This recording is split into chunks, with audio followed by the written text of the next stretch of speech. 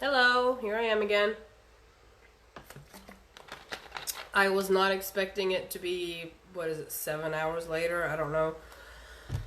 Whenever I got off this morning, this afternoon, I ended up with last minute spontaneous plans. But I did say I would come back, because I kind of got into the mirrors conversation. I was talking to Amy, so, hello, I can't see who's there, but hi. Oh, hi, Ramisha. How are you? Am I pronouncing that right? If I ever pronounce someone's name wrong, just let me know. That's why I usually don't pronounce names, because if I get them wrong, it's like, I don't know, embarrassing, but not embarrassing. I don't know. I just don't like to get names wrong. But yeah, so, hold on, I'm having a problem with my shirt. There we go. Just got the shower a few minutes ago. Yeah, so I was going to talk more about the reflections post. I'm good. It's after 10 here, after 10 p.m. I went out with a friend today. We were going to go out for ice cream, and then she was like, hey, I'm going to this cookout, and I was like, cool. So we went there, and it was fun. It was cool. So just got home, got the girls bathed into bed, and I took a shower, and I was like, let me get on here before I get too tired. Okay, cool. Yeah, I love your name, by the way. It's beautiful. So yeah, let me try to remember what I had gotten. Mirrors, reflection, yada yada. Been a long day, so let's see how my brain functions right now. I did like the little bit of the blog talking about how sometimes we reflect each other, and sometimes people kind of like, they use that ability to reflect one another where they like adapt their traits. Example, I like to give examples. Story time. When I was younger, I was in a relationship with, he was my first boyfriend, like my first real boyfriend. And I had a friend named Micah. And it took a while to recognize what was going on, but at some point, she fell in love with my boyfriend. And that was fine. I had a lot of friends who actually had a thing for him. But one of my friends at the time pointed out, hey, did you notice that Micah is starting to act like you? And I was like, no, I didn't notice that. So once that was kind of put out there, we all started to pay more attention to her actions. She started to like try to move like me. She started to say things that I would say. She started to pronounce words the way I would pronounce them. She started to laugh like me. And I was like, okay, so she is adapting traits that I had, and that was like as a means for her to be a more interesting person to my boyfriend, because she was interested in him. And we didn't really know if this was something that she was doing to be deceitful, or if it was just some sort of a mechanism that she had, wired in her, conditioned in her to, to be like that. So whenever we hang out with people, we do tend to adapt specific traits. It's just what it is, right? We kind of pick up habits from them, the way we, move or something like that. And that's perfectly normal that we would start to reflect the people in that kind of way that we're hanging out with. But there is a difference between, subconsciously adapting some traits and maybe subconsciously or consciously. This is where that whole, discernment thing comes in, whether or not they're doing it because it's some sort of a conditioning, or they're doing it because they're doing it to be deceitful, whether there is intent to harm or not. Go away. So, it was a fly. So she was, we noticed later on that she had been doing that the whole time that we were all friends with her, though. She was not always pretending to be like me. At some point she was, she had adapted different people's behaviors during that whole time. And whenever it became obvious to us, we were like, okay, so we don't even know who she is. Because if you're hanging out with people and you're always pretending to be one of them instead of being your authentic self, well, then how are we supposed to know who you really are? So, that kind of put an end to that ship back then, that friendship that we had. I did see her a while later, and it was like a year later, I think, where I actually like ran into her and we had a conversation. And she seemed to be in a much better mental state of mind, and just she just seemed to be overall happier and more real, you know. So sometimes we do this thing where we're hanging out with people and we are insecure about our own personality, our own character, right? So we will adapt bits and pieces from these people, the way they act, and we will mirror these actions and these you know, the sense of humor or whatever it is. We will mirror that within this group of people that we're hanging out with, because then, you know, we know that we'll fit in because we're acting like they are acting, right? So they will accept us into the group because we are showing parts of themselves that they accept already, instead of showing our authentic self. Now, when we do this without intent to harm, this isn't something that people should look at as like, oh, well, she's pretending to be someone she's not. Because, yeah, she or he might be, but it goes deeper than that. Because at some point in their life, they were conditioned to believe that they were not enough. That they were not good enough. That they were not smart enough or funny enough or charming enough. So they made it a habit to adapt things that they saw were being seen as enough within a group of people. And they started to reflect these traits so that they would be accepted into these groups. So it really comes down to, you know, being insecure and having that lack of self-love and self-acceptance. Because we were conditioned, and mind you, this is when this stuff happened, we were 15, 16 years old. And she was younger than me. So it was at a very young age that she had adapted this habit of pretending to be more like other people as a means to fit in, because she felt that if she was her authentic self, she would not be able to fit in because she wasn't good enough. And we didn't know this until we became aware of the fact that that was something she was doing. And it wasn't that, you know, we didn't accept her or anything after that. It was just that, you know, she kind of stopped coming around, and we just kind of stopped hitting her up to come around because, well, we didn't know who she was. And if she would have come back around and just been her authentic self, like we didn't have a problem with her. We never had a fight or argument or anything. It was just, we didn't know who she was. So we didn't really know how are we supposed to act, and she didn't really know how was she supposed to act, you know. So it wasn't anything bad or anything. It's just, that's just how things unfolded at that time. So when we talk about, you know, reflecting things about each other, there is that aspect. That's one aspect of how we can reflect one another, whether it be consciously or subconsciously, but that would be, you know, adapting specific traits, behaviors, movements, something like that from the people that we're hanging out with, because we're hanging out with them a lot, or because, you know, we see this as a form of being accepted because they already accept that within themselves or within this group. Another form of reflection is the one that we talk about in spirituality a lot, where, you know, well, everybody's a reflection of you, right? So how do we look into that when we're doing shadow work? The world right now is kind of a shit show, right? I keep saying we got the shit show, we got to fix it. We broke the world, we have to fix it by fixing us, and then, you know, we can help each other heal, and everybody heals, and the world becomes a better place. So when I look at a situation, or when I look at someone, and there's the micro macro, right? As above, so below, within, without. So if I look at the world and I say, okay, I see that there are a lot of people fighting, there's a lot of hate, there's a lot of sadness, there's a lot of pain, and I go, how does that overall situation reflect me? Now, this is where a lot of people will end up stuck in the cycle that turns into anxiety or fear or guilt or shame, because they think that because the collective, the overall collective, is in a bad state, they think that that is a direct reflection of their inner state, which is not necessarily true, right? Because the collective is not always a representation of who we are, right? If I'm looking as the observer at what's going on in the world, I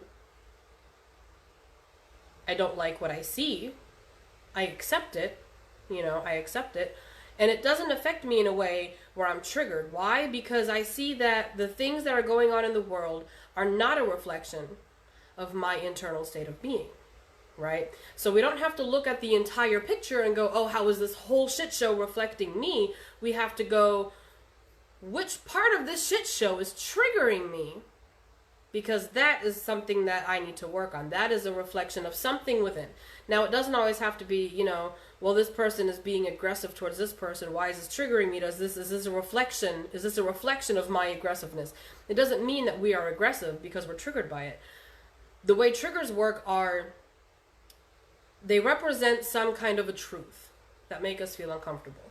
Now, that doesn't mean this person is aggressive, this triggers me because I'm aggressive and I'm trying to and I don't want to deal with that. That could be one aspect. Yes, it could be I'm an aggressive person, but I don't want to acknowledge that. Therefore, them being aggressive triggers me. Another way to go in is think back to a time where somebody was aggressive towards you, towards a family member. You witnessed aggressive behavior or you experienced aggressive behavior. Now, this could be something that you don't even remember, like it being aggressive. At that time, you may have not perceived this action or these actions from this person or people as aggressive. But the way you processed this experience internally could have you in a state of mind later on in life where somebody expressing a similar type of behavior could be triggering you, right? So they're not triggering you because it's reflecting something that you need to work on within yourself about you, but they can be triggering you because they're bringing up a memory that you forgot or that you changed in your mind. We have memories sometimes where we only remember parts of it, or we don't really, we kind of twist it up and change it so that it's a better memory. These are just coping mechanisms that we come up with, from childhood, really. So a reflection of us is not always a direct reflection. It's not, oh, well, I see this happening and this is triggering me. That means that I have the exact same problem. No, it could be that there was something experienced at some point and that person's behavior is triggering you because it is a reflection of an experience that you had that brings up a memory or an emotion with that specific behavior. Does that make sense? Like, am I explaining that okay? I feel like my brain is pretty done for the day. I'm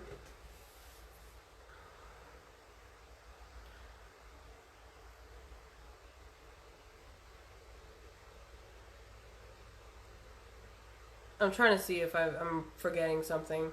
Because, like, this wasn't going to be long anyways, because I already was on earlier today. I just didn't have time to finish that whole conversation about that.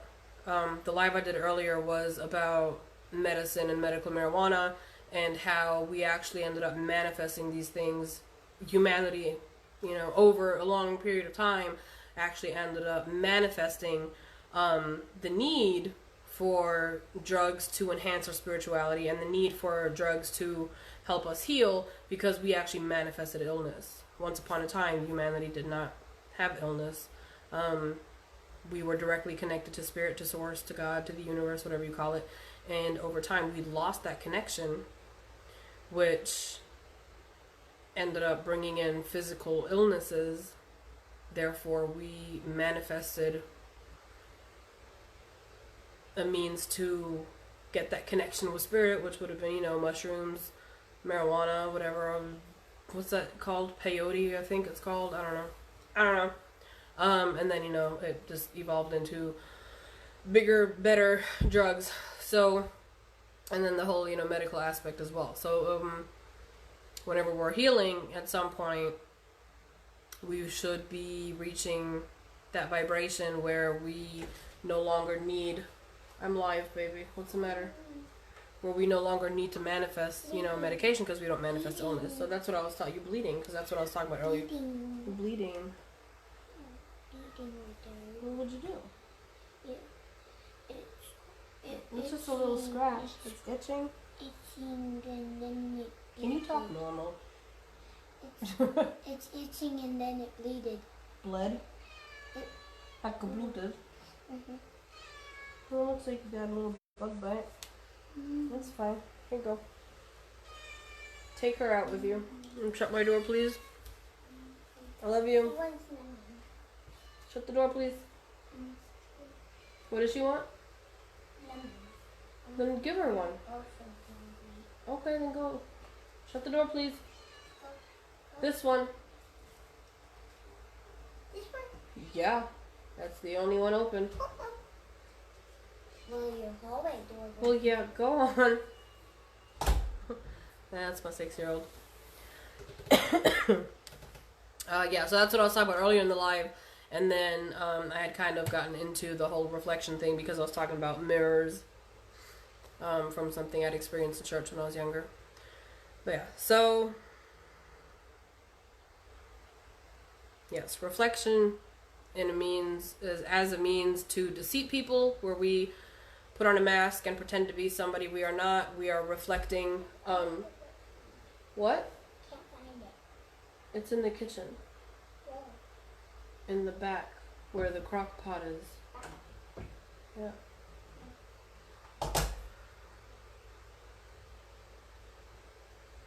Yeah, she's good. They're all cute, but they get wild. I don't even see how she's awake right now, honestly. She probably took forever to get dressed after her shower. Well, she'll be going to sleep, so she said she wants some food. It's like, sure, eat a snack. But yeah, so when we think of reflection and how our situations or people reflecting me, there's layers to it. There's the reflection as a means to be deceitful, where I am pretending to be more like the people I'm hanging out with because I want to, well, basically, some people pretend to be someone they're not, so that later on when their true colors are exposed, they do things and they say things and pretend to be a certain kind of way, and then eventually the mask drops and you see that they're really assholes. Say it for what it is, right?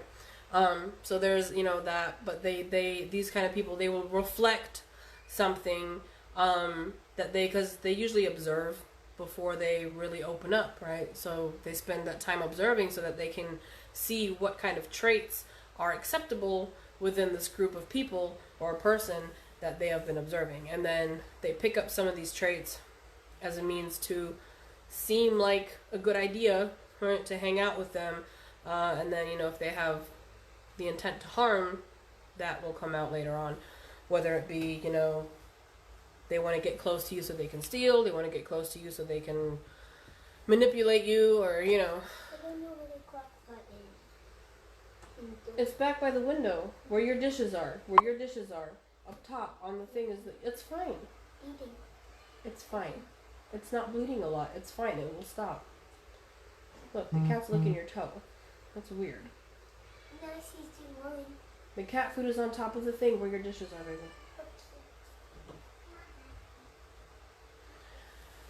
Yeah, my cat still got her kittens. Well, we got 2 left here, and she actually still lets them breastfeed sometimes, so she's like always hungry. And I literally just fed her like an hour and a half ago when I got home, so. Reflection, deceitful, yeah. So sometimes people will pretend to be, a certain kind of way so that they can deceive you, and then there's the people who on a subconscious level feel insecure about who they really are, and they will observe and then adapt specific traits as a means to be more appealing so that they fit in, so that they don't feel, left out, or because they've been conditioned to think that they're awkward or whatever it is. There's always, multiple things that it could be. And then there's the reflection of how we view our external world and how it affects us internally, where we get triggered. And with the way things are in the world right now, I feel like it would make sense that we pay extra attention to... I know it's not working. I have to get a new thing. Can you... Hold on. What do you want? Look, her dry food is up here. Give her dry food. She has it.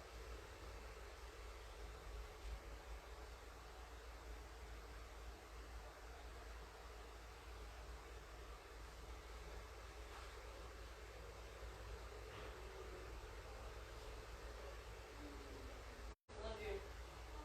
Lights out.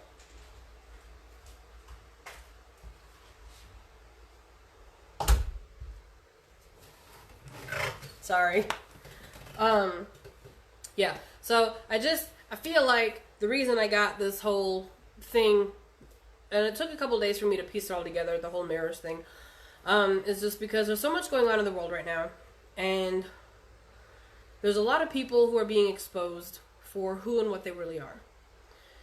So I think it's safe to say that we've reached a point where we really need to practice discernment. There's things that are happening and that are going to be happening that are going to be triggering us in a very specific way. And I don't want people to think that they're being triggered because people are being exposed for things. And I don't want people to go, oh my God, I'm triggered because this is reflecting something that I am. You know, this person did this horrible thing. Is this reflecting something that I would like to do too? And that's why it's triggering me. It's not always like that. The trigger is not always going to be that it's reflecting something that you are. It could be reflecting something that you've experienced. Man, I really don't want to go into this right now, but they're pushing. All right. Pedophilia. Big thing all over the place right now. Goes in with the whole human trafficking, with the visions I've had as a child into adulthood.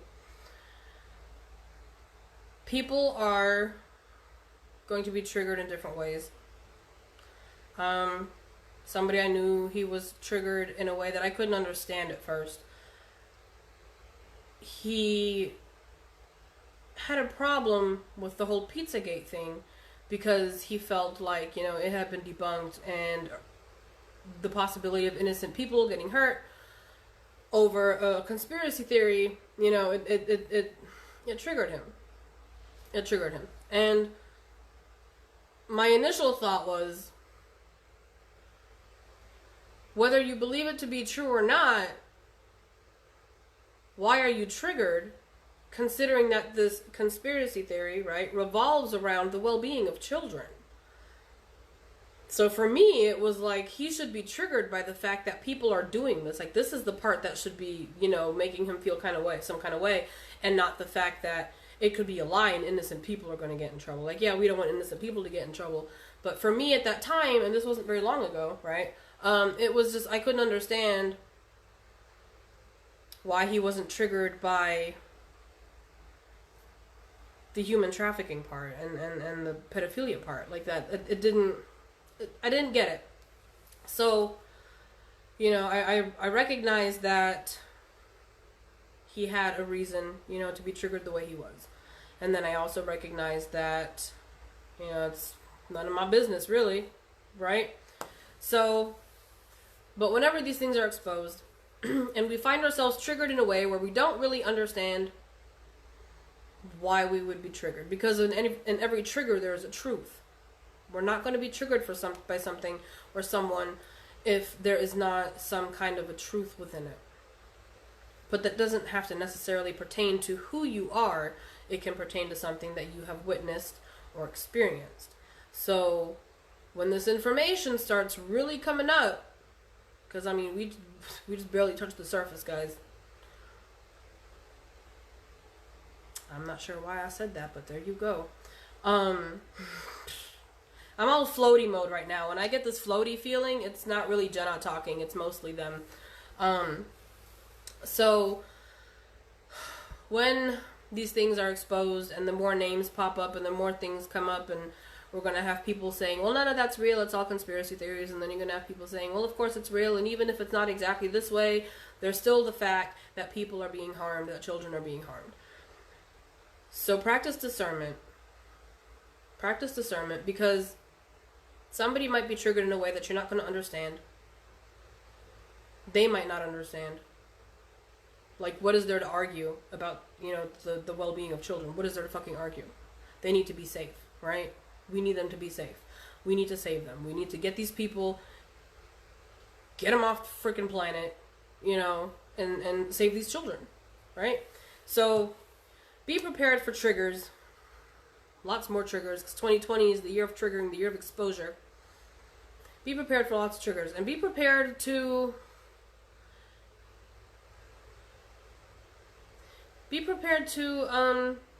just start to get a whole different perception of people. Not just celebrities, but people around you. Because not everybody's going to respond to these kind of things the way you would expect them to. I was always the kind of person, like Chris Brown, for instance, right? Whenever he beat Rihanna, I wasn't okay with what he did. I wasn't okay with that. I wouldn't support that. I have been hit by men too. So, from a personal level, I was like, well, yeah, that's shitty and that sucks. From the aspect of, I enjoy his music, I was like, well, I'm still going to listen to his music. I'm not going to buy his albums. I'm not going to go to any concerts, but, I'll stream his music or whatever. Because I like his songs, and I wasn't going to, I kept it separate, the person from the artwork itself. I kept them separate. And I think a lot of us are able to do that. But in this specific situation, I don't think it's going to be that easy. And Shane Dawson, for instance. When I was in my dark night of the soul, and I finally got internet in my new house, which took 4 months, so I was really isolated and everything for a while there. I didn't know who Shane Dawson was. I don't remember how I found him. Graveyard Girl, YouTube. Graveyard Girl, Bunny Myers. That's how I found Shane Dawson, because I started watching Graveyard Girl back when I was in the States still. And I was like, okay, cool, I got YouTube. I'm really depressed. Let me go back and do stuff and watch things that used to make me happy, right? So I went on YouTube and I was watching Graveyard Girl, and then there was something where Shane Dawson came in. I don't remember what it was, but then I was like, oh, cool, Shane's funny. Garrett, I love Garrett. I adore him. He's hilarious, right? So I started watching Shane Dawson, and then through Shane Dawson, I found out about Jeffree Star, and then it just kind of, it all cycled in there. So Shane Dawson and Jeffree Star during my Dark Night of the Soul actually really helped me. Watching them really helped me because Jeffree reminded me that I actually love makeup and stuff like that, and Shane Dawson reminded me that I like to fucking laugh, right? And I didn't watch a lot of his old stuff. I just watched, the new stuff that was coming out. So when all this stuff here has been coming out about Shane Dawson and calling children sexy and all that stuff, like, it was like, I'm not sure how to process that. Because he called a 6-year-old girl sexy, and I'm like, I have a 6-year-old girl, so it was really hard for me to process, and I didn't say anything, I posted a thing and I wrote, damn Shane, or something like that, but it's like, I'm still processing it, because this was somebody that I've been watching, who, actually had a pretty big impact on my finding myself, part of healing, way in the beginning, a couple years ago. So it's like, and I watched the whole process with him and Jeffree Star and the makeup, and I was like super excited to see him, grow, and them fulfilling the soul contract that they have together. Yeah, super triggering. So triggering. So, I see this, and I remember the very first thing that I saw, I don't remember exactly what it was, but I know that I kind of like, I kept going. Like, I kind of saw it and I kept going, and I was like, I'm not ready for that. I wasn't ready for it. So I was like, let me just ignore this for a little bit. It didn't take very long until something else popped up. And I was like, okay, I can't ignore it. Why? Because I'm not supposed to ignore it, because I have to talk about this stuff. I have to trigger people. So I have to get triggered and figure my shit out first, right? So I hear this interview, and I don't believe it was the full extent of it. But he was talking about, this little girl, and she was like an Instagram model or something, and he said that she was sexy, and then he had talked about how he went and he looked up naked baby, and he thought it was sexy, and I was like, this shit makes me fucking nauseous. It makes me fucking nauseous. And it triggers me because of past experiences in my childhood and my adulthood. So I'm at a point where I'm like, not really comfortable with watching Shane Dawson anymore. Don't think I want to support him, because that's fucked up. It's fucked up. And like, I don't know, you know, to what extent his thoughts go with this. I don't know. But hearing him say that stuff was just like, yeah, nope, done. Like, I can't, right?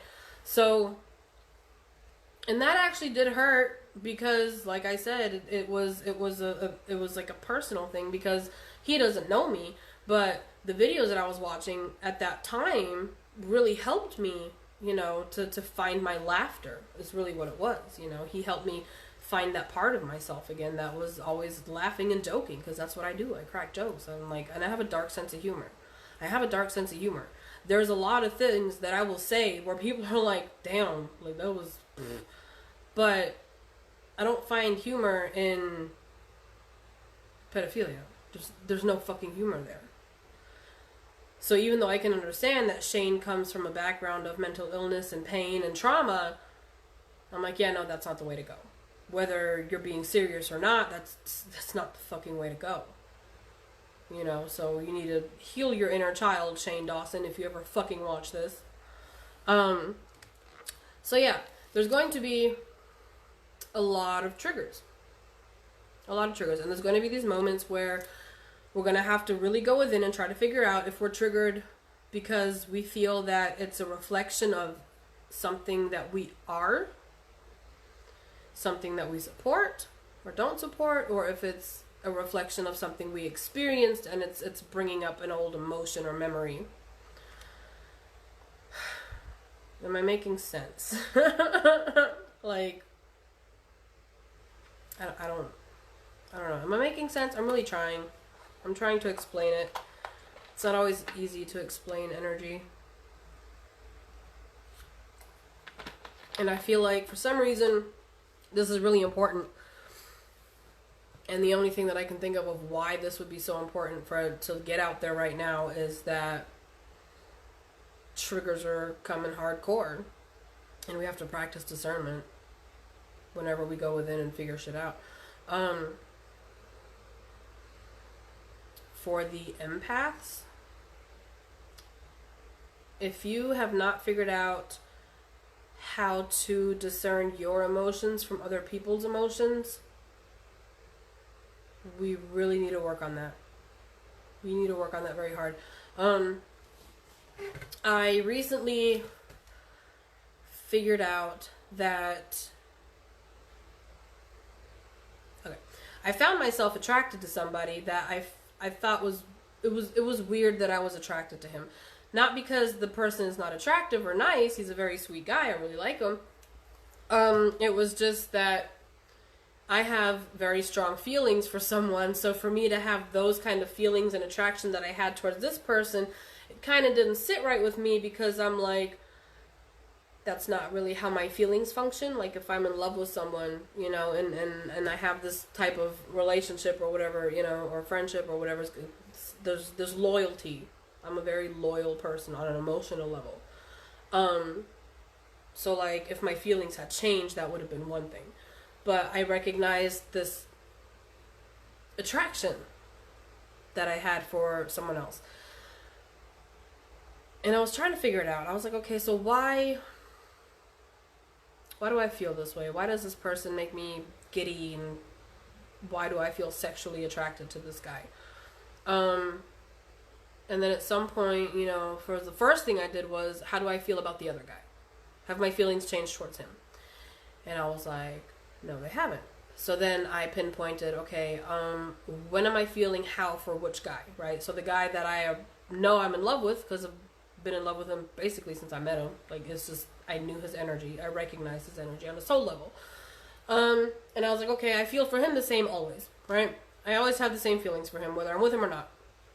The other guy, I was able to pinpoint that the only time I had those specific feelings for him was when I was around him.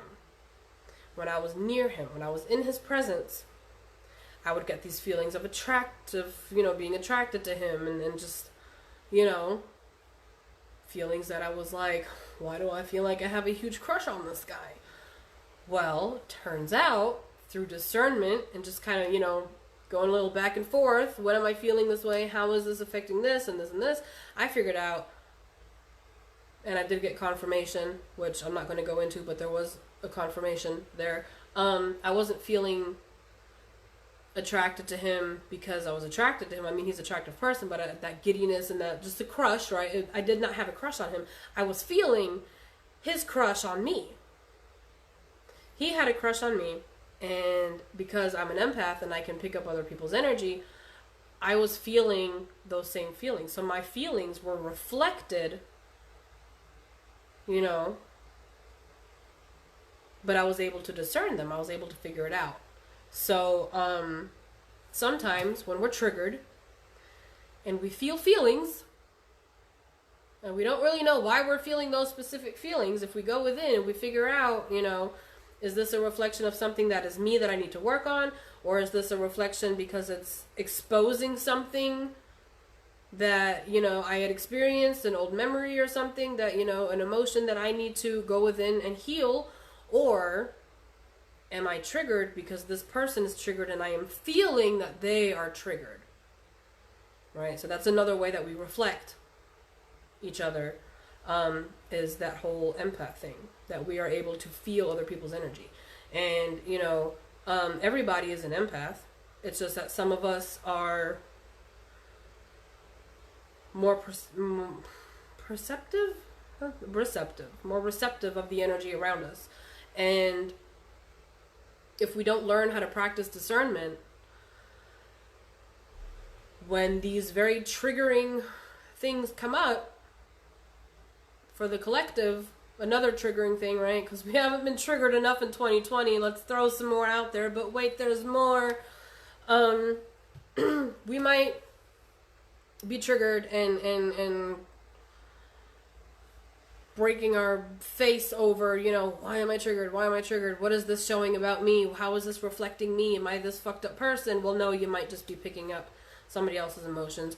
You might just be, you know, triggered because, well, it's something to get fucking triggered about, right? And the whole pedophilia thing, for instance, like that's something to really be triggered about, right? So, but there's so much more going on than just that, you know. We have all these other things going on. So whenever, hi Jen, so whenever we're triggered and we are trying to figure out what this reflection is, right? What is this trigger reflecting? We have to practice discernment on whether or not we are picking up somebody else's trigger, or if it is something that is triggering us because it's something that we need to work on, that we don't want to confront about ourselves, about who we are, what we are, how we function, how we see something, whether it's on a subconscious or a conscious level, because everything is going to come up. That's how 2020 was divinely designed and guided, to bring everything up to the surface. And then the other way is to recognize, is this trigger a reflection of an experience that I once had, and it's bringing up old memories or old emotions. See if I can think of any more examples here for specific ones.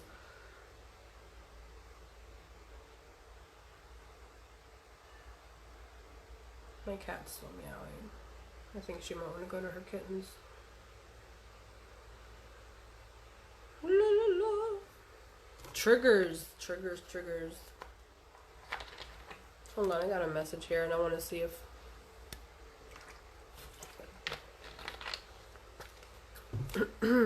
Hold on. I don't even know if this is going to still... Is it still going? Cool. Alright, so I can do that. I'm still figuring out how all this works, and apparently I can message somebody on Messenger when this is on. Yeah, because somebody had asked earlier about being irritable.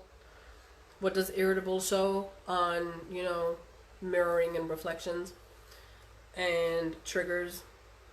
And I told him that sometimes when we are irritated, and this is something that I have with my son a lot. My son irritates the living crap out of me, you know, but he's at that age where his armpits never stop stinking and his feet never stop smelling and he never stops grunting and groaning and complaining, right? So, I mean, obviously I'm going to be irritated because I'm like, dude, just do the dishes and then you can go do whatever you want, like, you know, so that's that mom and son thing.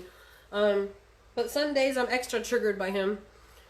And I'm just like, okay, let me figure out what this is, and I'll lose my shit and bleh, all over him, and and then he'll be like, I'm sorry, Mom, and I'll be like, I'm sorry. So we always apologize to each other, and sometimes we try to figure things out together. Some mother and son shadow work sessions. So that's cool. But yeah, so I told him, I said, sometimes if something is irritating you, the trigger, might not be that it's something they're doing, it's never them. If something is triggering us, it's not the source that it's coming from, it's how we are perceiving this. And if there is a trigger, there is a truth. So I told him, I said, just because something is irritating you, it doesn't necessarily mean that that person is irritating. It just means that there is something about that situation or that person that is reminding you of something that makes you irritated. I use an example saying, say for instance you were a child and somebody who was in your life was an aggressive person, and they would, let their anger out on you sometimes, and if they did a specific sound, like they would make a specific sound whenever they were angry, and they were lashing out at you, that sound became a trigger, right? So later on, when you got older, even though you may have forgotten this memory, if somebody comes around you who makes that sound just because it's like a weird habit, how some people just make weird sounds, it could be possible that you get irritated by the sound because it takes you back to a day where somebody would lash out at you when you were a child or, whatever, and you're remembering that sound, but you're not remembering the big picture, right? So that could be, that sound was a trigger and you get irritated because that was when somebody was treating you a certain way. So it's not always that, well, I'm irritated by this person, which means that this thing specifically is something that I need to work on in me, as in I do this and it's irritating because I do it and I don't want to confront it. Yes, that is one way to look at it, but like I said, sometimes it's just that it's triggering an emotion to an old memory. And right now, we have Black Lives Matter triggers everywhere, right? And then they have what the cops is, are they calling it Blue Lives Matter? I think it was, so that's another boom trigger. Okay,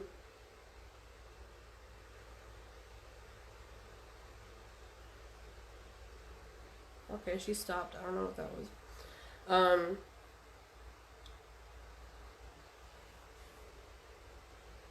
Hold on.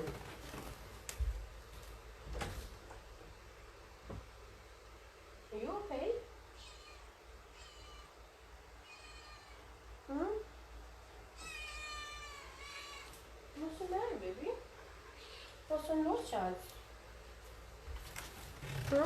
This is Maggie.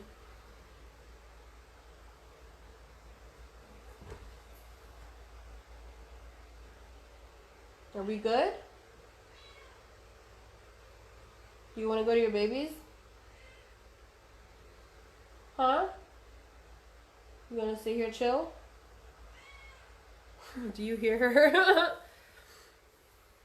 But yeah, so Black Lives Matter, Blue Lives Matters, human trafficking, pedophilia. There's just a lot of stuff going on. Trump is a trigger. Hardcore trigger. Trump triggers a lot of people. But that's actually one of the things that I like about his purpose. And I don't say person because on a personal level, I'm not too fond of him. But I do understand his purpose. And, well, me being somebody who is, all about shadow work and healing, I understand that shadow work can only be done properly if there's a trigger. If we learn to recognize them and learn how to figure out and go within how they work, right?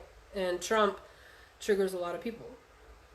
He triggers a lot of people. And people are going, oh, well, Trump is a piece of shit, instead of going within and going, why is this triggering me, right? So Trump literally serves 2020. He serves as a big old trigger on all levels. And I really don't know if he's aware. I'm going to read your message in a minute. I don't know if he's aware of it. You know how some of us, whenever we reach a certain level of spirituality, everything kind of just becomes really obvious. I don't know if he's aware or if it's just, you know, his higher self pushing him to do certain things and say certain things, or if he's aware of this actual spiritual connection or not. But I would really love to find out.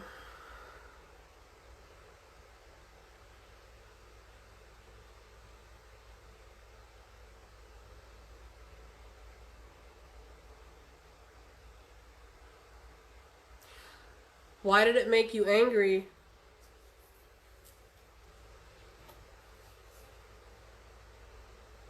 You good? Are you good? Okay. I don't know. Maybe she just wants me to go to bed so she can cuddle. I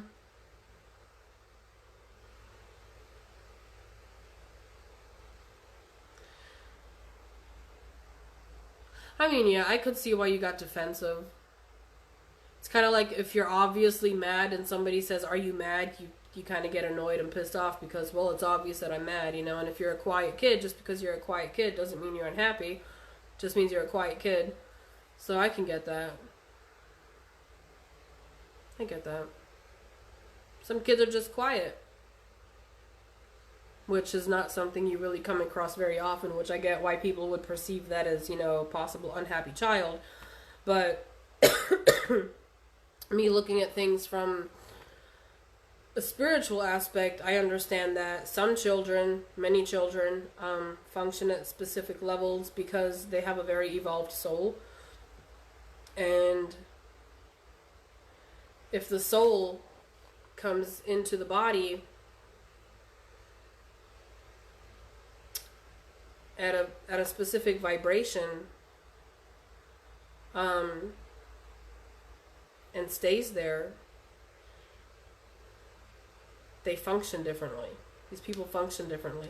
And, you know, it could be something like they're just quiet and kind of socially awkward. Or it could come out into, you know, hardcore autistic type stuff.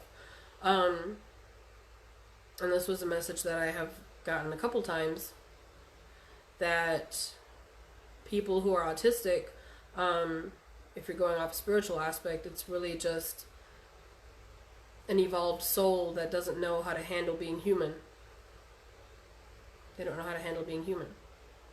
Their ego is unable to keep soul from being too awkward. And since soul functions at a level of pure love, and pure love is something that scares most people, you know, it would be normal for us to perceive these people who are functioning at a full level of love as abnormal or, you know, ill or something, when in reality it's literally just like they came in with too much light and they don't know how to you know, human, literally. And it just comes out that way. I may have written about it. I actually learned this because I met someone who has a lot of traits from Asperger's. And the more I got to know him and see how he functions, he's not a spiritual person. He's not what people call awake. He doesn't even know if he believes he has a soul. But he's ascending quickly. His vibration is going up really quickly. And it's pretty cool to watch as the observer, you know, watching somebody who is unaware of their ascending as quickly as he is. And it's really cool. But it's also really frustrating because, like, you know, some things are just, I want to say things a certain way and I know he's not going to understand it, so I have to find a different way to say it as a means to plant a seed for a trigger, because I get the message that he needs to be triggered. So I do shadow work with him in a less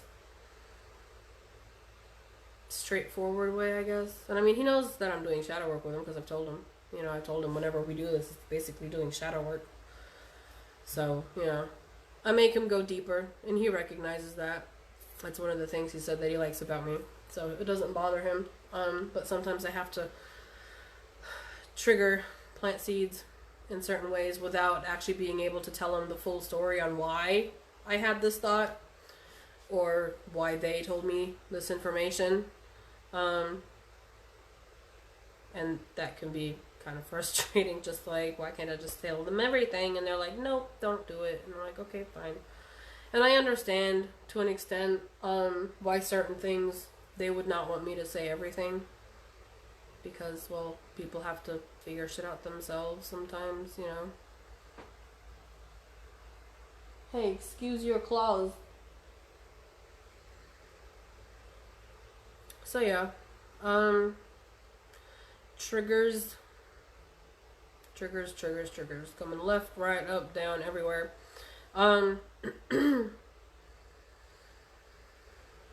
Yeah, I think that's it. I'm still feeling kind of floaty, but that pushiness is gone. I think I got it all.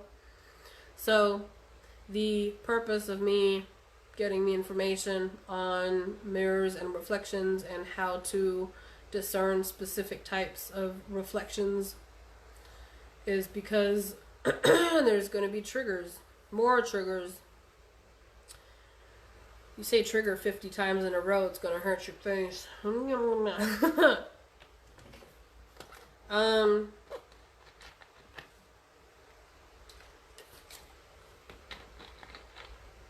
Yeah.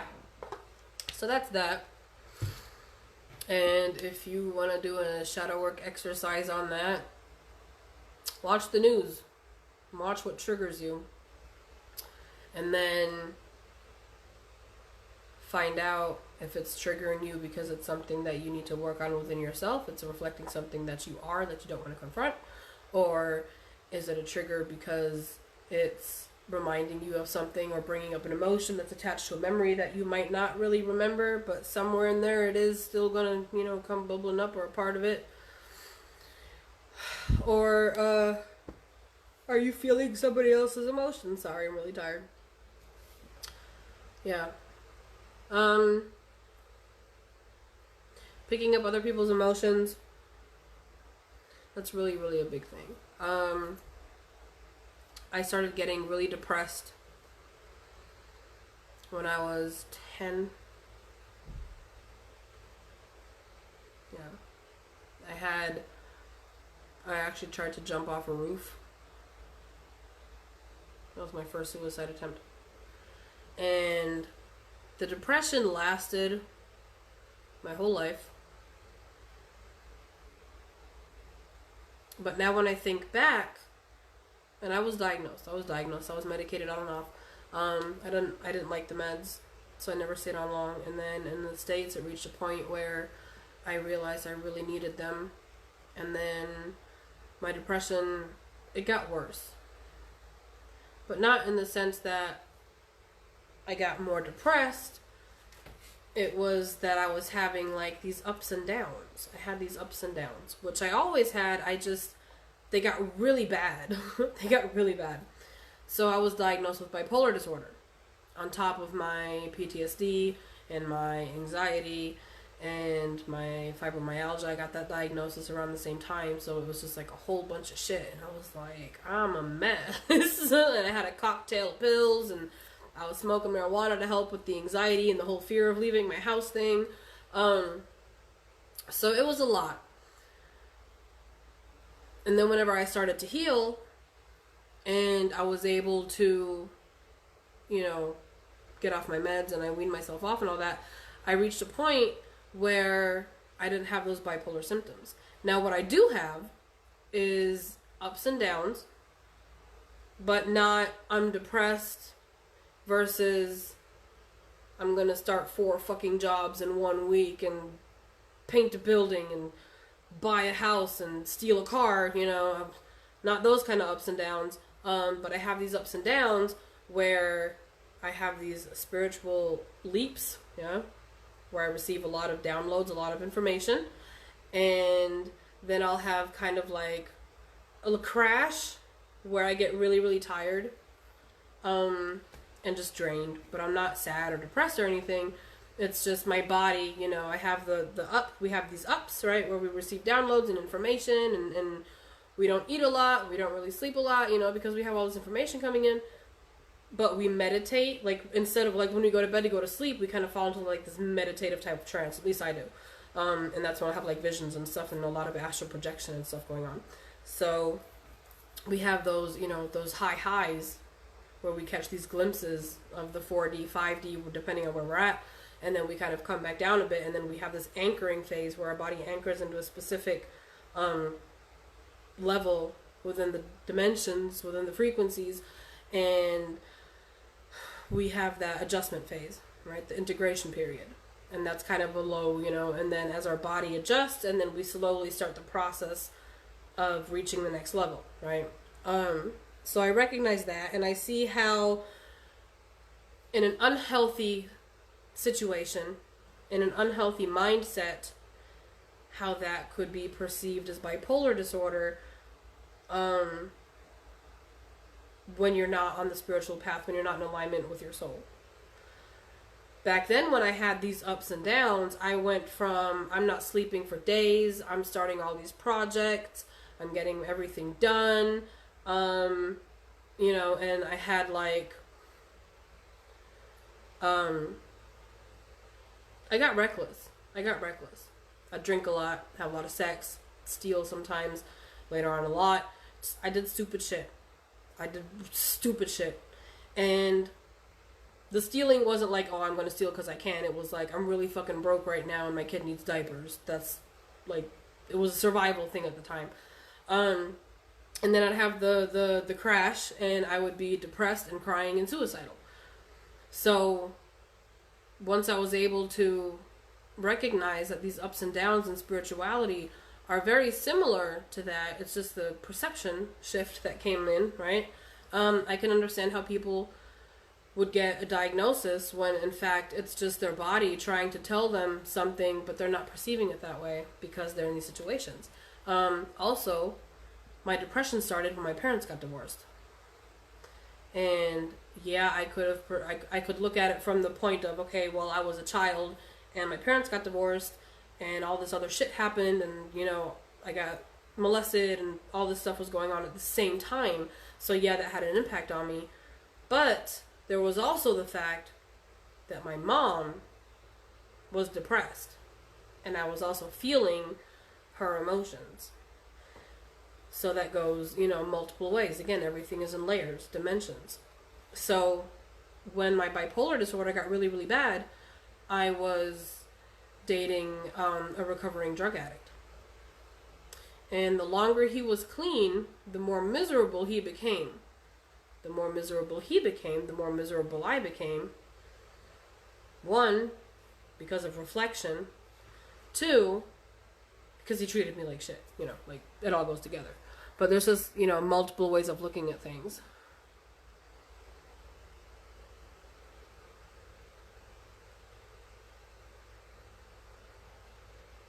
No, well, I mean, I wouldn't say enlightened.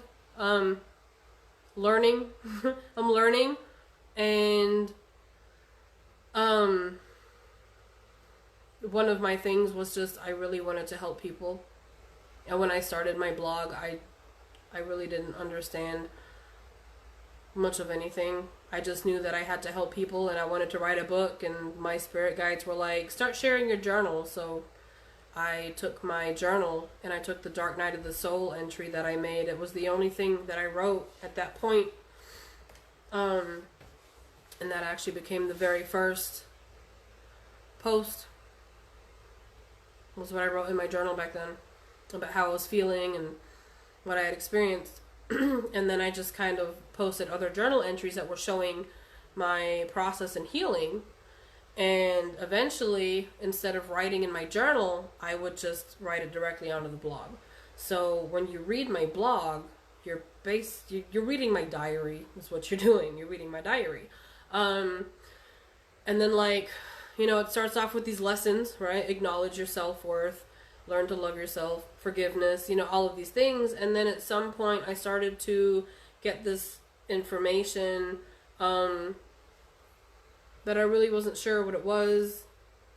And when I Googled these words and things I was getting, it turned out to be from the Bible. And I was like, why am I channeling messages that are in the Bible? And then I was led to the book of Matthew through my spirit guides, through meditation and some things that were going on. And it's a really cool story. Like, it would be a really long fucking video, but it's so cool how everything comes together. But yeah, so I was like, okay, book of Matthew, let me look at it. And I was reading in the book of Matthew, and I was recognizing things within the book of Matthew that are in my blog. And it was like all of the lessons I learned that I posted about in my blog through my whole spiritual awakening healing process are all the same things that Jesus talked about in the Bible. And I was like, yo, hold up. So, you know, it's not like Jesus was just this guy who had all this information. He actually had to learn all of these lessons before he was able to teach them. And the very first biblical download that I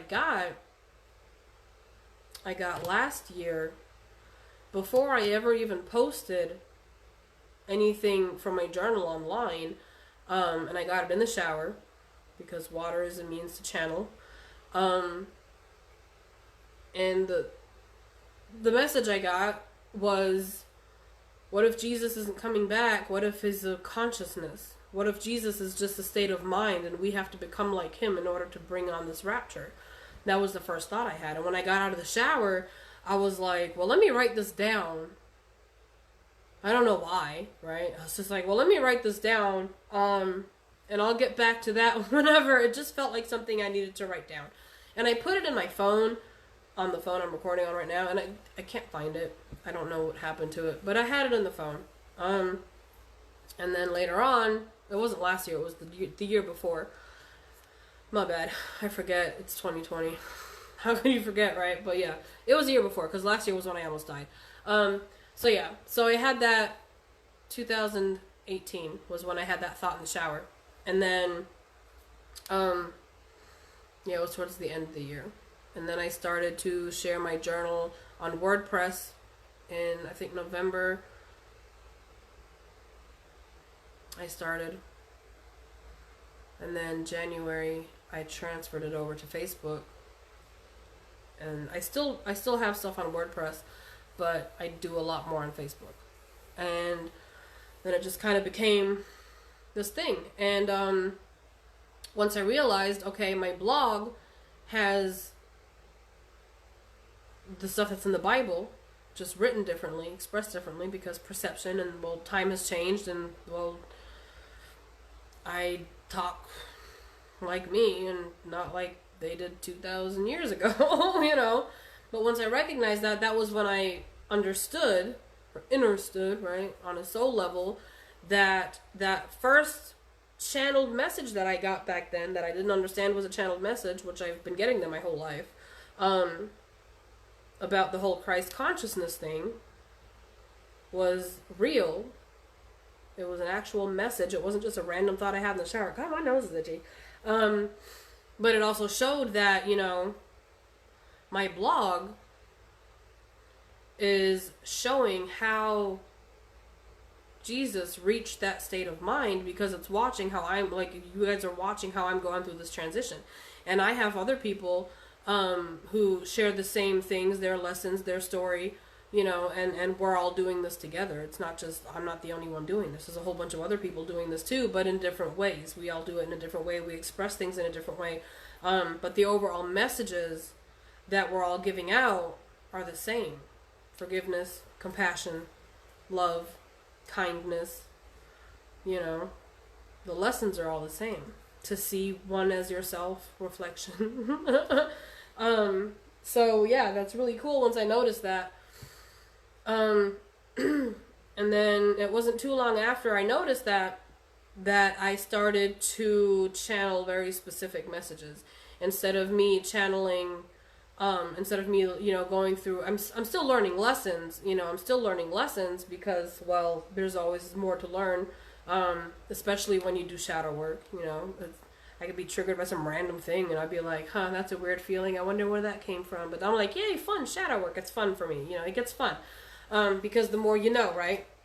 So, but I started to channel messages. And I was having like dreams and visions and everything anyways. But then they started to make more sense. And I started to have these experiences with light beings that would come to me in my visions. And they would show me things. And before I knew it, I was having these... I started to feel the floatiness doing tarot cards. At some point, when I was doing tarot, I would feel this weird floatiness sensation. It's vertigo, basically, is what it is. It's vertigo. It feels like vertigo. But it's different. Because it's a whole body feeling. And it's not like... if I lay down, I go away. It's not like that. It goes away when I'm done channeling the message. It goes away when I say, okay, we're done, and I shut it off, right? So I started to recognize that, but I didn't realize that it was channeling at first. At first I thought, well, this is weird, vertigo, whatever. And then over time, I realized, oh, this is what happens when I'm doing tarot because I'm receiving information. And then at some point I started to get that same dizziness without the tarot, and I was like receiving information. And it became more and more and more and more. So last year when I had somebody point out to me, you don't need any tools, and I was like, okay, cool, and I didn't really understand what she was saying when she was like, we need you to be proud and, you know, be who you are. I didn't really get it, you know, and I was like, well, let me do tarot for people, and I mean, I like tarot. They're fun. I do it for fun. I do it for myself and for people, readings and stuff, but I don't need them because I get the floatiness without them. I channel the information I need when they want me to relay the messages. So I started to have all these experiences, and I started to be able to figure out, okay, this feeling that I have is coming with the channeled messages. And I would get anxiety, and I was like, why am I anxious? Why am I anxious? And then I found out the anxiety is their trigger, the physical trigger to my body to make me go, oh, I'm supposed to pay attention to something. And if I don't pay attention, I get anxious. And if I have a message come through that I'm supposed to be sharing with people, I get anxious. Once I figured that out, I don't get anxious anymore. Now, if I'm busy, you know, and I can't go live right away, but they really want me to get the message out, they might push the anxiety button a little bit. But it's not like it was before, because I learned that all I have to do is tell the people what they want me to say, whether it's being watched or not. They keep telling me, you know, time is fluid, right? So I could be giving a message today about something that's not going to resonate until a week from now, a month from now, a year from now. That's why whenever I got the first couple of lives, I wasn't sure when it would resonate. And then I did the Justin Bieber live, which I found out the next day the information that I said in that live actually coincided with what was going on in his life, and I wasn't aware of it until the next day. I was like, hold up, I was on here talking about sexual allegations to lower the vibration to keep somebody in a state of fear who was spreading messages of love. And then the next day I found out that Justin Bieber was fucking, you know, being accused of rape. And I was like, it was 5 a.m. in the morning in LA whenever I made that live. And the reason I made that live was because I was hearing a song that came on my Alexa, and even though I'd been listening to his music for a while, because like for some reason out of the blue I was really drawn to his music, which is cool, you know, I've always supported him, but like I got obsessed with it for a while. I got obsessed with his music, And then the song comes on, and it's like my ears opened up, and I really heard it for the first time, even though I've been hearing it forever, right? It seems like forever. And then I channeled that message, and I was like, what? So, and there was more to the message that I just haven't talked about yet because, well, they don't want me to. I guess, I don't know. But I did say what they wanted me to say, and it's on here. So I went from learning these lessons to recognizing that these lessons are in the Bible itself to channeling straight up messages. Things that they want me to say.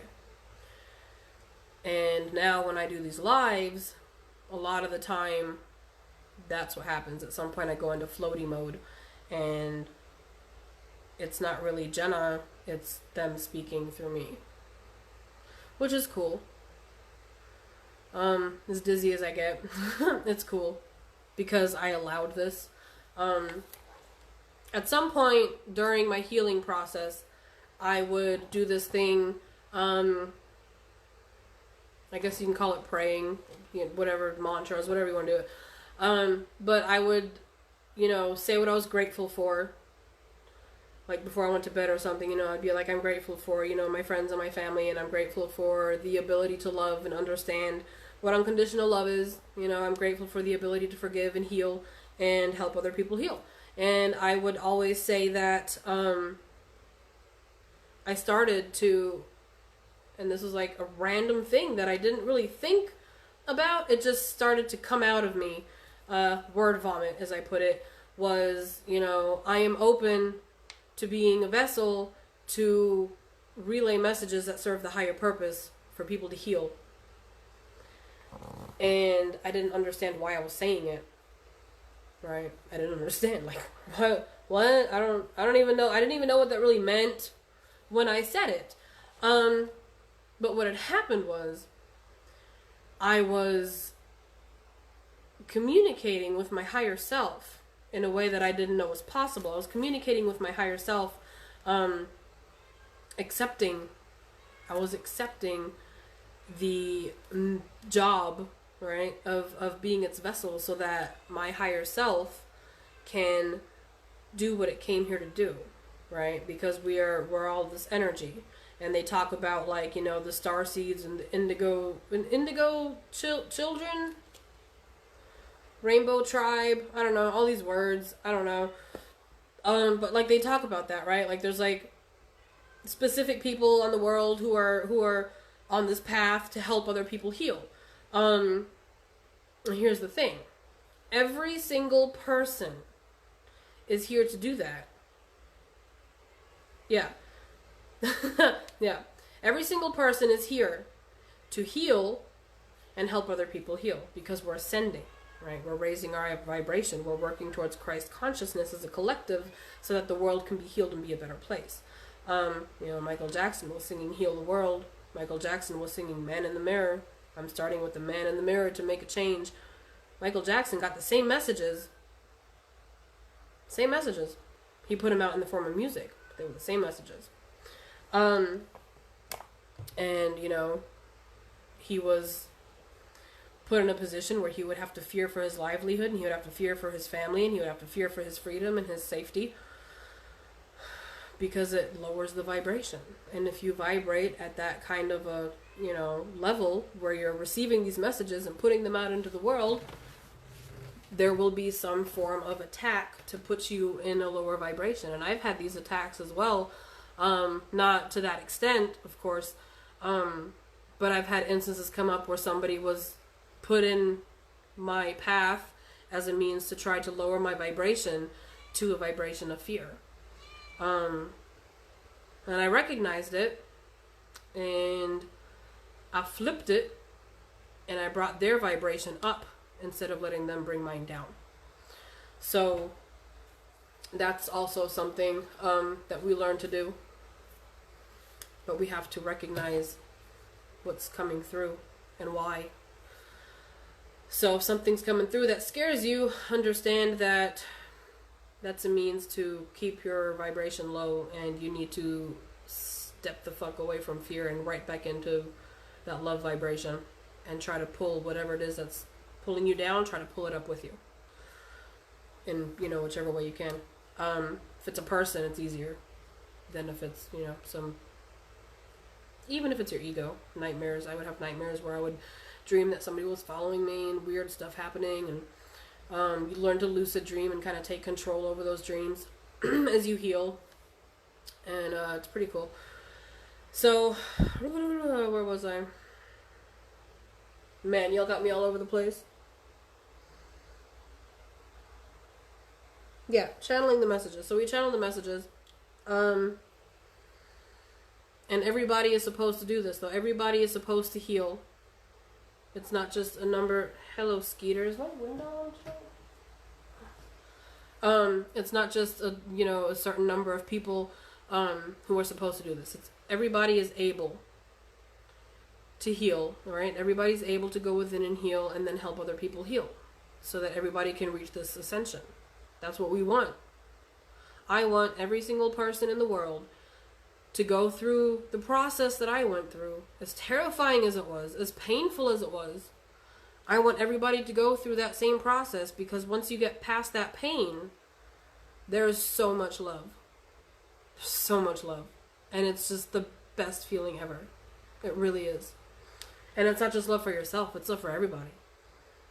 You are in love with the world. You are in love with life. And then when you step out of that, perception of me and the world affecting me a kind of way, and you kind of step back, you become the observer. And when you observe, that's a whole other experience. I'm observing the world in all its chaos. I'm observing the world in its chaos. And I'm able to distinguish my triggers from other triggers. My, you know, the reflection is, what type is it? What do I need to do? I'm able to do all that. So I don't get affected in a way that makes me want to lash out, or that makes me mad, or that makes me want to react instead of respond, because I became the observer. And as the observer, I am able to let the world happen around me, but not let it affect me internally. And if it does, instead of me lashing out externally, I go within and figure out, what is it and how do I fix it? Right? So every single person can do this. But whenever I started to say, I accept being the vessel to communicate for the higher purpose of people to heal, that's where that difference comes in. We have to accept that. We have to accept it, and that's what Jesus did back then. Jesus accepted. And had he not accepted, then somebody else would have. Somebody else would have done it. That's the thing. When I first started to channel these messages, one of the messages that I channeled that I didn't share because it was a personal thing was that a really good friend of mine, we've been friends for, I think we're going on 20 years, 19 years, 20 years. The message that I got was, it would have been her, but you kept pushing. Right? Because she and I, we were helping each other heal. She started her process a couple of years before mine did. Her trigger point was also leaving. She moved from one country back to Germany. She was in America. She moved back to Germany too. Her and I have a lot of parallels in our lives. Right? It's pretty cool, actually. And, you know, she left to get away from an abusive relationship, but she didn't actually plan on staying here. She was going to go back. She just wanted to get some distance. But when she was here, she got a diagnosis for some health problems, and she stayed here because, well, Germany, we have health insurance, right? So she stayed here. But that kind of, you know, and she had experiences in the States with the whole spirituality and church and everything, but then being back home, you know, and having her health and everything going on, it kind of took it to another level, you know, the dark night of the soul aspect of it. And then she started to heal and everything, and then I came back almost 3 years later, and I was escaping the abuse and, you know, had my own mental illness and everything going on, and I was pregnant, super pregnant. So we started hanging out again and talking again, and we were helping each other, you know, through dream interpretation and just kind of figuring things out for one another and helping each other out. And at some point, we kind of just separated, you know, we didn't argue or anything. It's just we kind of fell off each other's grid. We were triggering each other and we didn't realize why. we just felt that trigger whenever we thought about the other person or saw them on Facebook, and it was like, why are they triggering me? I don't know. And we understand now that it was the divine. It was a spiritual thing. It was a spiritual intervention, right? They were keeping us separated so that we could both grow and evolve on our own without us helping each other, because we needed that time apart to be able to do that. One of the reasons for that was because I was experiencing things she was experiencing, and I had not been able to learn that discernment of energy yet. So I was experiencing her emotions and her frequency shifts as my own, instead of recognizing this is her shift and my shift is something different, right? So when we had that separation, during that time, I was able to learn the discernment of the energy. So if I feel her energy, I can tell that's her energy and not my own, you know? So we were able to, you know, help each other out. And I had received the message that, because at some point she kind of, she got to this point where she was like, you know, I'm kind of tired of spirituality and always talking about spirituality and da-da-da-da. She was still doing her shadow work and all that. It was just a specific mindset, and then you kind of get, and we get stuck at some point, right? We all get stuck at some point because of something that we're not recognizing in ourselves, that we need to work on in order to keep ascending. And that's what had happened to her. She knows what it is now, and immediate quantum leap, right? Came right back up to where she was at. So, one of the messages that I got when I started channeling was that, you know, it could have been her doing those lives, but she got stuck, you know. And I recognize now that that was, you know, one of the ways they were telling me that this is a thing that is not just, oh, it's one specific chosen person. No, it's every single person. Every single person has the ability to go within and heal, to reach Christ consciousness. Everybody has the ability to manifest. Everybody has the, what, baby? Everybody has the ability to channel messages. And you don't have to be, you know, consciously aware that you're trying to reach Christ consciousness, because sometimes we're not aware, right? I was channeling messages and manifesting things my whole life.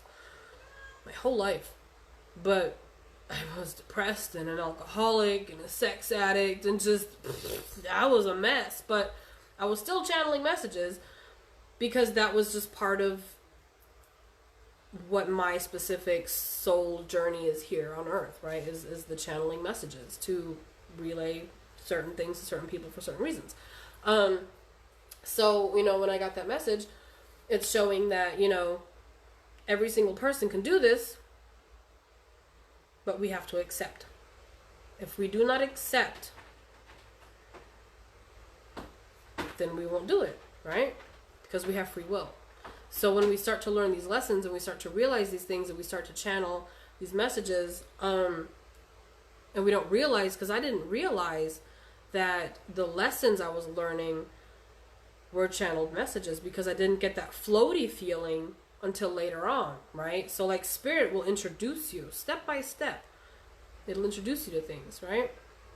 And when it all comes together, when it all came together and I was like, oh, I'm channeling messages, there came a point where I started to randomly say that, where I was like, I accept being a vessel to communicate, right? You can communicate through me, source, angels, ETs, whatever. Like, y'all can use this body and say what you gotta say, right? And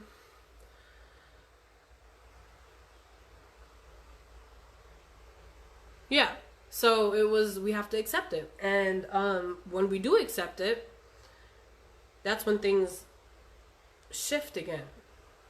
Because then, instead of just learning these lessons and sharing these lessons, they're going to start pointing you out to specific things.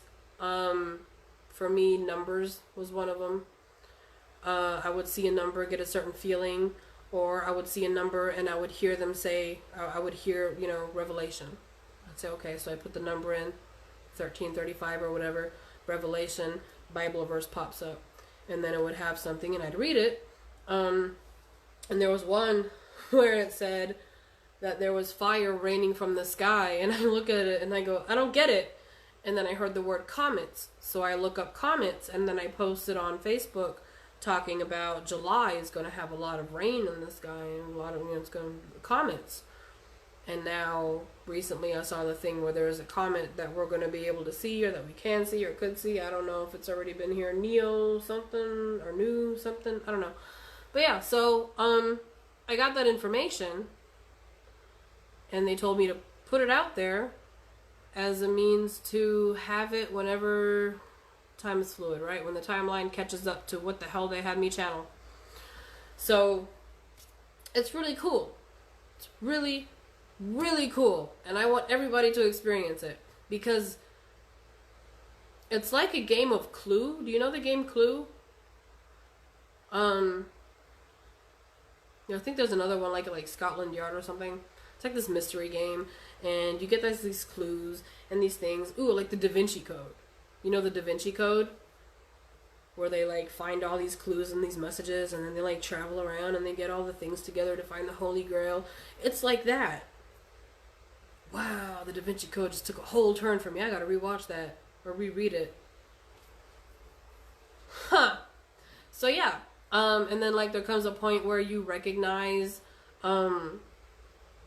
just like the cycle. You recognize cycles, right? Karmic cycles, stuff like that. And then at some point you're going to recognize the life of Christ within your life. And that's really cool. And then you see it in other people's lives and in movies, and you're just like, what's everywhere? Right? So subconsciously or consciously, the people who write books, the people who make these movies, they're in tune with their higher self, maybe not aware, but they are in tune. And the higher selves, all these years, have been making sure that the Christ life cycle is within everything we take in, right? So you have Disney, for instance. Disney has a lot of those sexual subliminal messages in them, right? But they also have spiritual awakening journeys in them. So it's like somebody who was making the movies on a conscious level was putting shit in there to mess with the children's head, putting seeds in there of, sexuality and stuff. But then somebody else who may or may not have been aware, but their spirit came through and was like, yeah, we're going to throw a spiritual awakening into this movie. I keep coming back to Frozen and Frozen 2. Frozen 2 was so powerful. If you have not watched Frozen 2, you got to watch it. Super powerful movie. Super powerful. So yeah, like you have, and you see this within the movies and the cartoons for the children, where it's like, okay, so they put something inappropriate in there, but then there's also like this huge other thing going on. And I've been noticing that the Disney movies and the Pixar movies over the last couple of years, yes, there is some adult humor in there, but that's for the adults, because adults watch these movies too, But the overall messages of these movies are all of spiritual nature. Moana, when I was in the States, the Moana movie, the song that she sings was actually a really big part of my Dark Night of the Soul. I just didn't recognize that until earlier this year. But that song, How Far I'll Go, I think that's the name of it, it would make me cry so bad. And I was like, oh God, it's my hormones. That's why this movie makes me cry. No, it wasn't just my hormones. It was the fact that she was singing about, having this calling to go out into the ocean. And she didn't really know why, but she just felt like she had to go. She felt like she needed to be somewhere.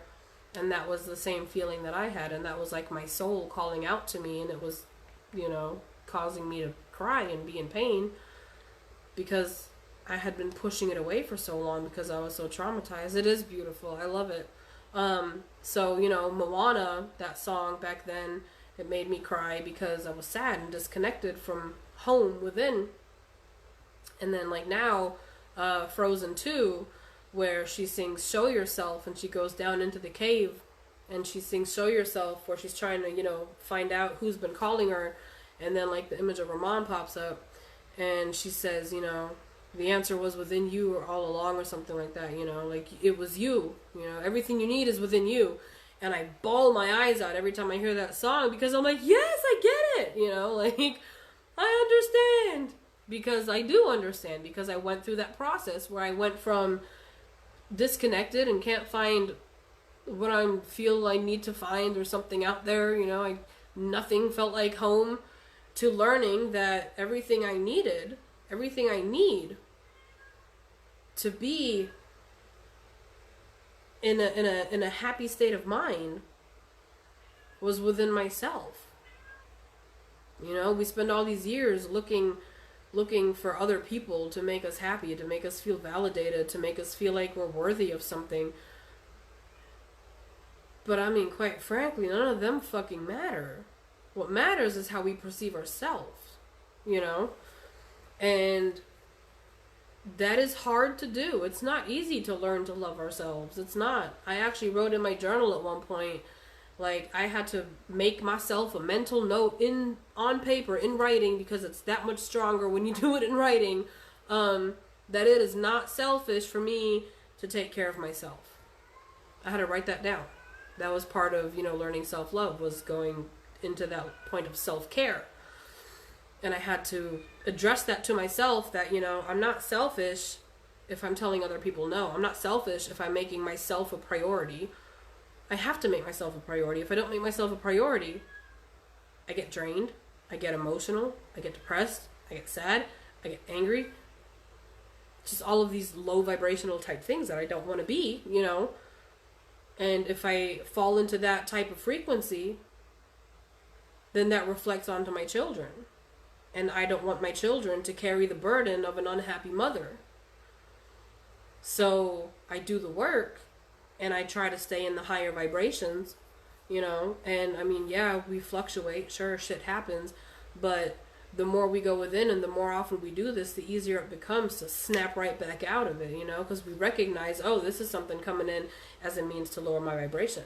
Which these people, a lot of people call it a psychic attack or a spiritual attack. And I mean, yeah, that's kind of what it is, but it's not like demons knocking at your door trying to possess you or anything like that. No, it's just things coming into your life as a means to lower your vibration into a state of fear or shame or guilt, just to kind of knock you back down a couple notches.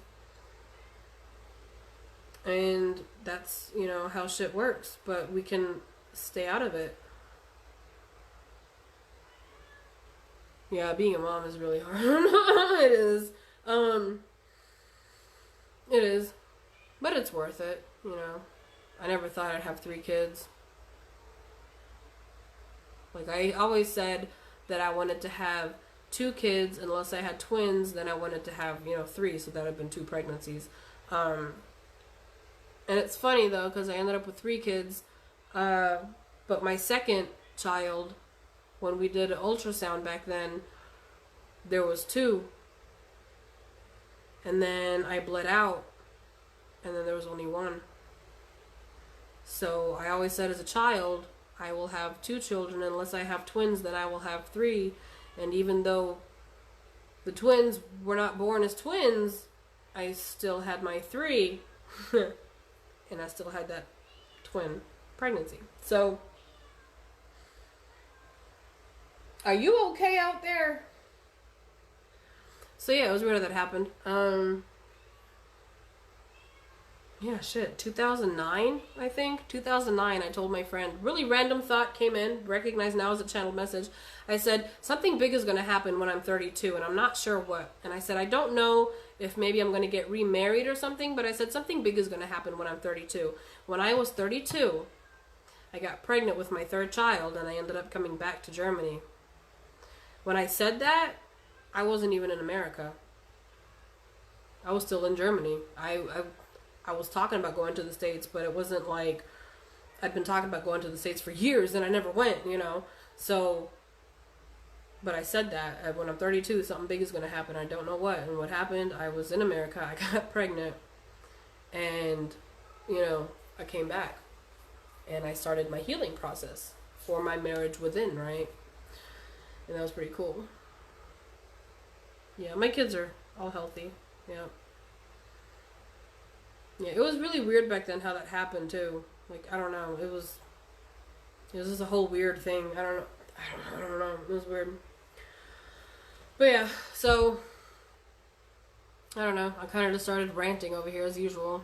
This is why I don't really like to do videos. But when you accept to be a messenger, you talk, right?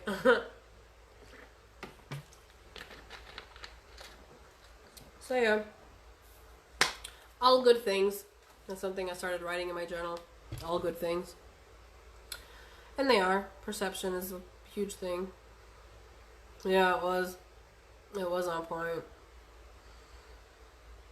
It was funny because I totally forgot that I said that until after I was back in Germany, and I was actually in the same town that I was in when I said it, and I had that memory, and I was like, oh shit, that's crazy. And I've done that my whole life. Like, I would say some off the wall stuff, and people would be like, what? And then at some point, whatever I said would happen, and then people would be like, hold up, didn't you say? And I'd be like, yeah, I did. And it was just my whole life. I was being shown over and over again that I can say things and they will happen. Because I know things. Because I received these messages.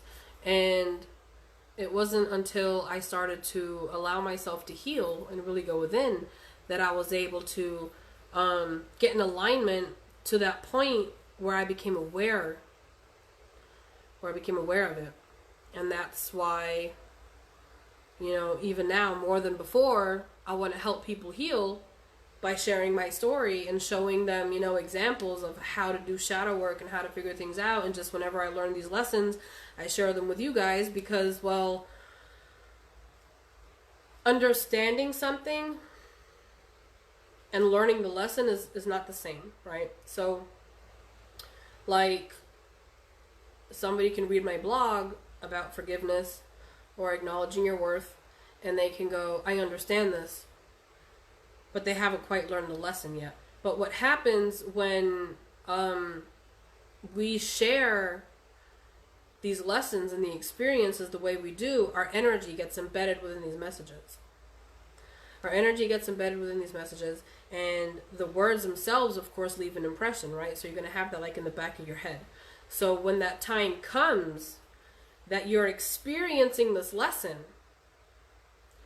and it clicks, that information is going to come flooding in, and it's going to make your experience that much easier or faster. You're going to learn the lesson faster because you have that seed planted in there, and that energy that's embedded within these messages, which I didn't know until also fairly recently, that's what happened. Girl, are you good?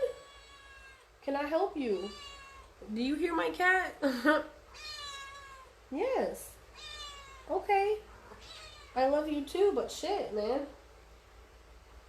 Come here. She's like, Mommy, go to bed. But yeah, so, that's how that works, you know. If we read up on something, even if we don't understand it, and then later on, yeah, and then later on we actually have an experience where we're learning this lesson, and then we can go back and be like, oh yeah, I remember reading about that. You know, let me go back to that and read it again, or, you know, just remember it, because there's always something that's going to resonate at that specific point. So it's just like, it kind of makes it go faster, I guess, in a way. And then we have these, you know, frequency shifts. It also helps that I didn't get any information about what a dark night of the soul is until after I was out of it. I didn't understand that I was doing shadow work until I had already been doing it for a while. I didn't know that I was having a shift in perception until after the fact. And I thought I was like going through some brain damage type stuff when that happened, because I was like picking up a lot of information at once within a very short amount of time, and I would immediately forget everything I took in, and I was like, what the fuck is happening? Like, it was really weird. But that was when I was starting to have that shift in perception, where I was learning, my brain was learning how to take in information not just this one specific thing, but the layers that are within, right? Like the reflection, right? How there's different layers, different ways of looking at reflections, how people serve as a reflection. It was like that. And I would receive all this information in different dimensions, different layers, and it would all come in simultaneously and then gone. And I was like, whoa, what just happened? I just knew a lot and now I know nothing. And that lasted for a good week or two.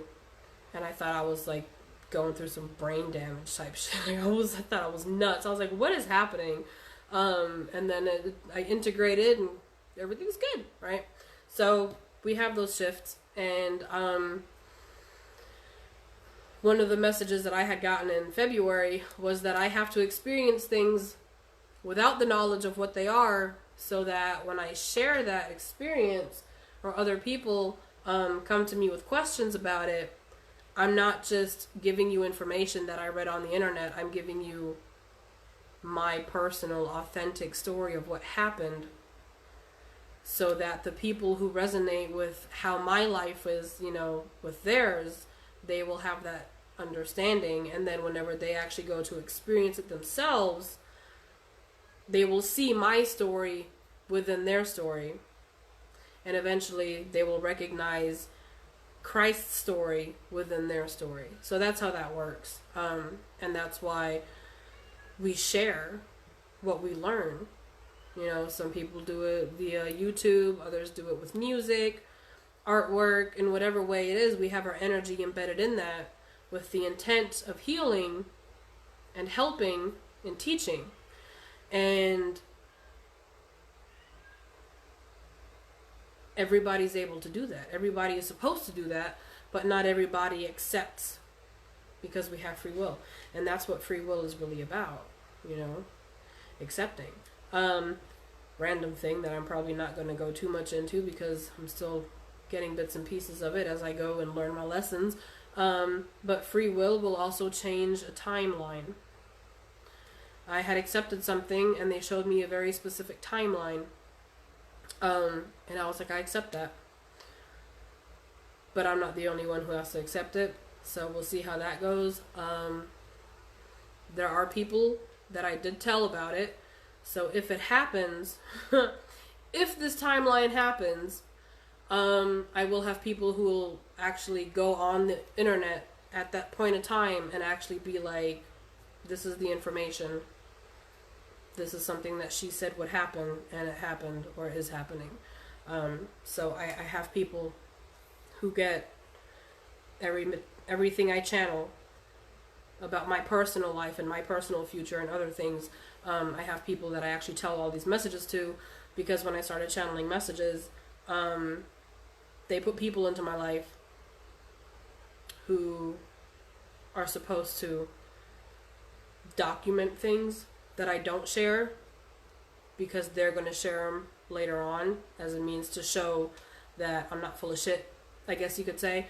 And that's also something that everybody else is going to experience too. So anybody who is on this path of learning to be like Christ, you're all going to have, where you're going to start channeling messages. You're all going to have your soul tribe come to you, who's going to, and they will help you ascend. You will help each other ascend.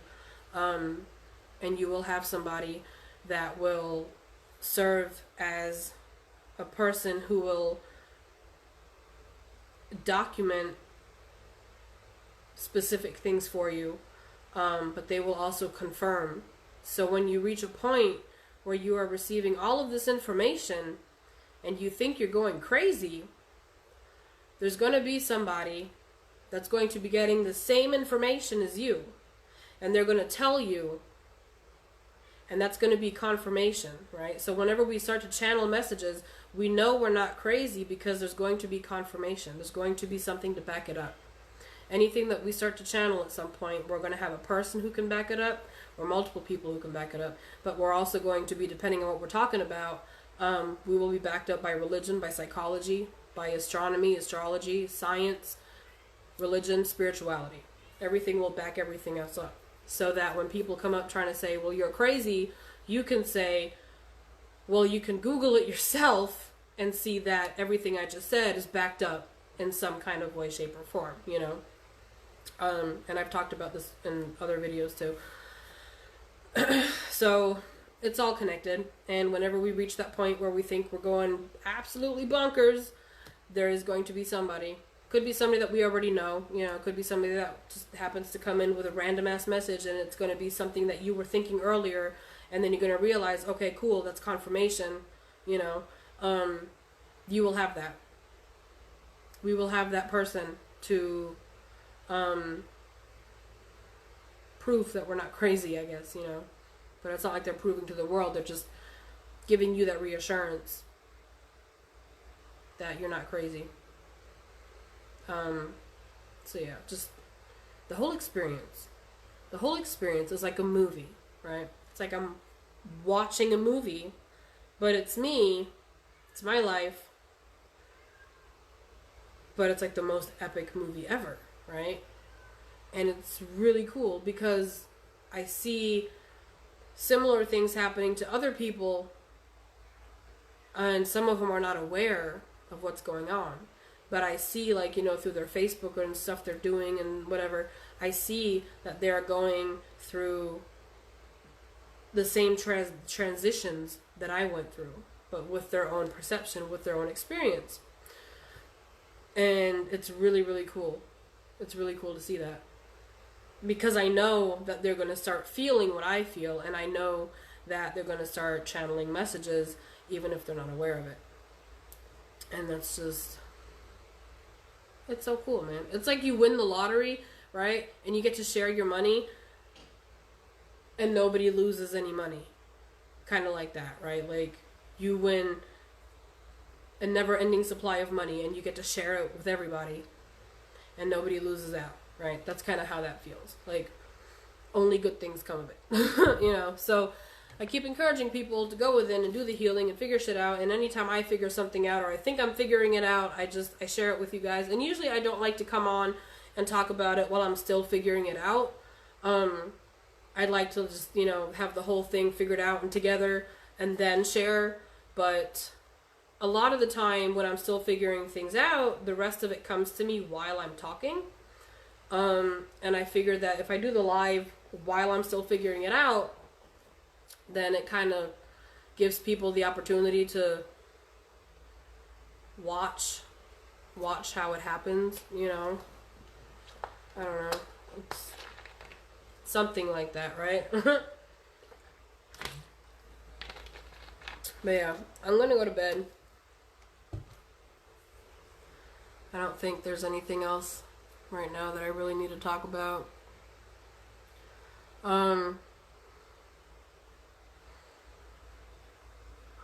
Yeah, no, they said I can go to bed. Question. Do you have dreams?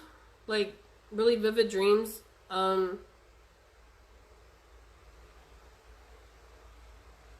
About light and darkness? Or like space?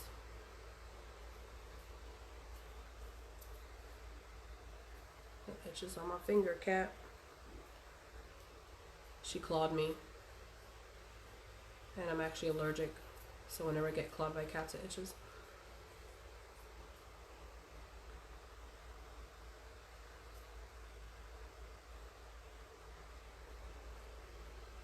I don't know if you're writing or not. But yeah, I kind of want to know if people are dreaming stuff and where their dreams are at, like what they're dreaming or the visions that they have during meditation, stuff like that. Because a lot of people are seeing things that they're not sure what it is. And